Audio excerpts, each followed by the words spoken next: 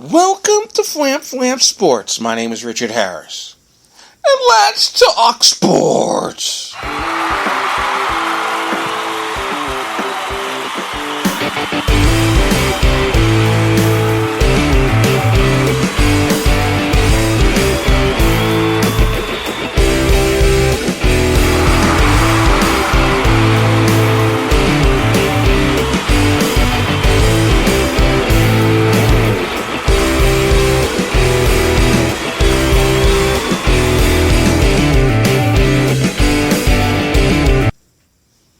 Welcome to Flam Flam Sports. My name is Richard Harris.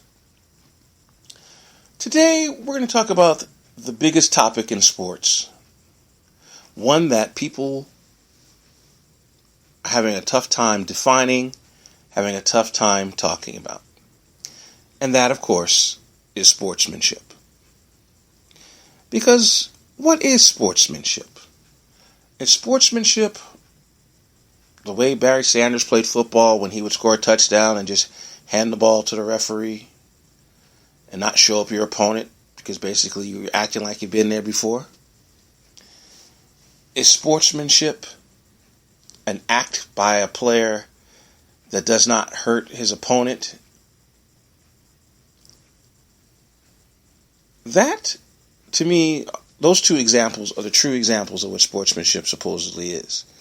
Where you basically act like you've been there before, where you show no emotion, where you show emotion but you show it amongst your teammates, and basically you're doing it not to harm your opponent, but to basically represent your exuberance for your success. Well, guess what happened? A funny thing happened on the way to heaven. A network was created back in 1979 called ESPN.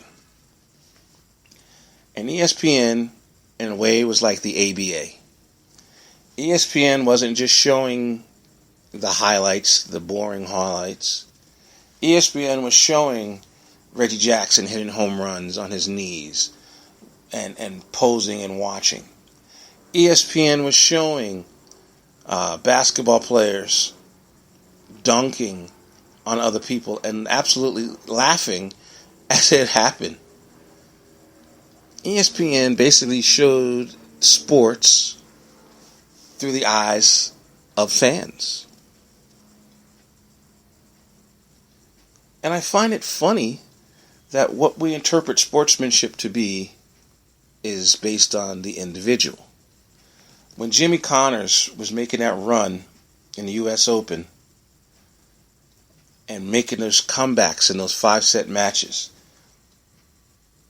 those acts were completely unsportsmanlike, but those acts pumped up the crowd, pumped him up, pumped up the crowd at home. You jumped off your seat, you jumped off your couch, because it was extraordinary to witness. The funniest thing about sportsmanship, in my opinion, is that the greatest of the greats in all the sports never showed bad sportsmanship. Michael Jordan, do you don't ever see Michael Jordan do anything to humiliate another player? He'll dunk on a player, but he won't be disrespectful in the manner in which he did it. Now, yes, he has two highlights that they show him dunking over Mutombo and wagging the finger, because that was Mutombo's thing. That wasn't unsportsmanlike. That was Mutombo's gimmick, and so he was making fun of Mutombo's gimmick. And against the Knicks, when he went baseline and dunked on Patrick Ewing, the reason why he was acting the way he was acting is because it was a hard foul, or they smacked him in the head or something like that, and basically he reacted in that way. It was a retaliation move. They also have a video of Michael Jordan. I guess he dunked on might have been John Stockton, or it might have been Darryl. It was somebody small who played for Utah as a guard. And somebody in the crowd yelled at him, "Hey, Jordan, pick on somebody your own size." Well, you got to pick on a little guard. And then Michael, in the next possession, came down and dunked on Melvin Turpin, who was 6'11", a former college teammate. And he looked at him and he said, "Is he big enough?" But you never saw acts of unsportsmanlike behavior that you remember. You just remember those three because, he was sensational. But today, everybody is upset about everything. Everything. And it's becoming crazy. The coach of Kansas, Bill Self, was so angry at one of his players who had a reverse dunk in the final seconds of a game and a blowout win. He thought he showed up the person. Showed up the university, showed up that person, the team that he was going up against. And he was so mad that he wanted to use foul language when he was describing his anger in the press conference. Just recently, Oregon beat Duke in the NCAA tournament, and Coach K went up to a player on Oregon who hit a 30-foot three-point shot and basically was like, you don't need to show us up, dude. You won. Which, again, cracks me up because it's like, what else are you supposed to do? Just throw the ball up in the air? I don't understand the hoopla over what he did was wrong. Then, of course, you have baseball last year, and it seems to be a theme, a criticism of Latino stars or Latino athletes, that they don't respect the game because they're often very demonstrative in their celebrations. I mean, Joey Bats launches probably one of the greatest home runs in Blue Jays history, and at the moment, nobody said anything, but then, ever since then, former players criticizing Batista for doing what he did. But yet, Reggie Jackson back in his day, he may have never flipped a bat, but he did. He admired them home runs. Ortiz admires his home runs. Bonds admired his home runs. Sammy did the hop. Manny used to admire his home runs. And people are upset that that is the way they interpret sportsmanship. They're not yelling at the pitcher, and then of course the pitcher retaliates, throws a fastball inside, and then the player wants to fight because he thinks the pitcher's deliberately throwing at him. So the question becomes, what is sportsmanship? The quintessential sportsman, people say, is Barry Sanders. Barry Sanders would make people look silly. He shook Rod Woodson so badly that he dislocated both of his knees. And point and taunt. He'd run 80 yards for a touchdown and flip the ball to the referee, go back and sit down on the sidelines. Retire from football, none the wiser. Left on his own terms. People think that that is the way it should be done. I don't recall many times Larry Bird doing things to show up an opponent, make a basket like he's supposed to make a basket, and just walk off the court. He was a bad man. But today, everybody's got some kind of celebration because that gets you noticed. That gets you money. Aaron Rodgers, discount double check. Cam Newton has the whole country still doing the dab even though he didn't win the Super Bowl. You turn on tennis players are doing it. You turn on boxing, boxers are doing it. You turn on basketball players are doing it. I mean, I don't understand what the problem is with celebrating success. Now, a baseball pitcher says, look, you get a hit on average 27% of it. To be a good baseball hitter, if you get a hit 28 out of 100 times, you're considered a good player. If you get a hit 30 out of 100 times, you're considered an all-star. So 7 out of 10 times, should a baseball pitcher pump his fist, point at you, dab every time he strikes somebody out? Maybe he should.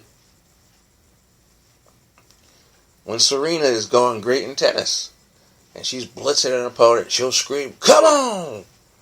Some people think that's a bad sportsman. Azarenka does it too. Federer does it once in a while. Leighton Hewitt was the first person I ever saw do that. He would just scream that out. Come on! People thought that was unsportsmanlike. The point is that there's no one has the correct answer. Because there's really no correct answer. Emotions make you say, do, feel what it is you're going to do. Batista clearly said, after he hit that home run, he was numb. He had absolutely no clue what he had just done. He was so excited. He tossed the bat. I mean, it was a momentous home run. It was late in a playoff game. But Mark Messier said, I guarantee you we're going to win with the Rangers against the Devils. And the Rangers were down 3-1 in the third period, and he scored 3 goals. He went nuts after he tied the game and won the game. Isn't he allowed to emote that he did what he said he was going to do?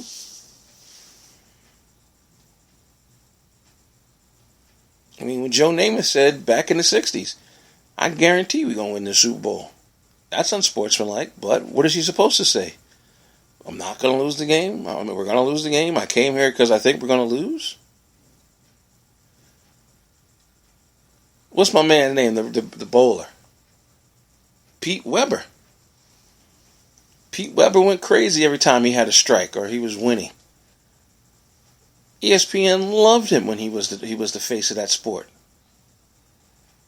But then when he started to struggle and other people started whooping his butt, he got quiet a little bit, but he still does what he does.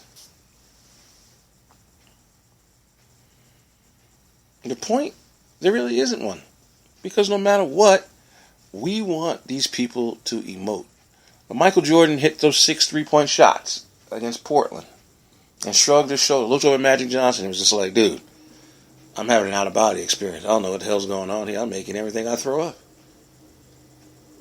Nobody said anything about that. Because literally there's nothing anybody can do. When Tiger Woods is on a roll and he's starting to make putts and he fist pumps and makes his opponent kind of dwarf, kind of start to shrink. I mean, he's not quiet. People love that. But the simple fact is, athletes are not allowed to show emotion that embarrasses its opponent. But they do it all the time. And to me, if a pitcher wants to emote every time he gets a batter out, I think he should. Because they're not going to spare him his feelings. I mean, have you watched baseball overseas in Japan? When these guys are hitting home runs? Flipping the bat every time? There's a player who just got signed by the Twins who hit 54 home runs last year for his team. Every home run they showed, a montage of his home runs, he flipped the bat every time. Now, is he going to do this here in America? I think that he won't at first, but I think once he gets into his groove, he might. Ichiro never showed up anybody. Ichiro played well and just ran to the base.